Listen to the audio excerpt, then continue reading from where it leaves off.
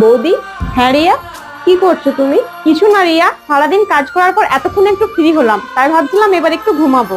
বৌদি, আমার কলেজের কিছু প্রজেক্ট বাকি আছে, কালকের মধ্যে কমপ্লিট চাই। প্লিজ এই প্রজেক্টটা একটু কমপ্লিট করে তারপর তুমি ঘুমিও। ঠিক আছে রিয়া, তুমি রেখে যাও, আমি করে দেবো।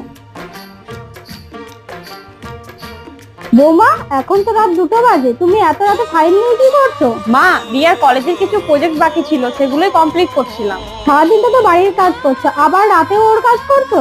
কি করব মা, রিয়া দিয়ে গেল তো। তুমি না বলতে পারোনি? বৌমা, যতদিন না তুমি না বলতে শিখবে ততদিন তোমাকে এইভাবেই পিছতে থাকবে।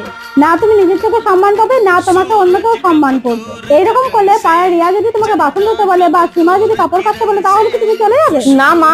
বৌমা, আজ যা হওয়ার হয়ে গেছে, তবে এরপর থেকে একটা কথা মাথায় রেখো, আমার বৌমা কমজোরি নয়, আমার বৌমা শক্তিশালী। ঠিক আছে মা।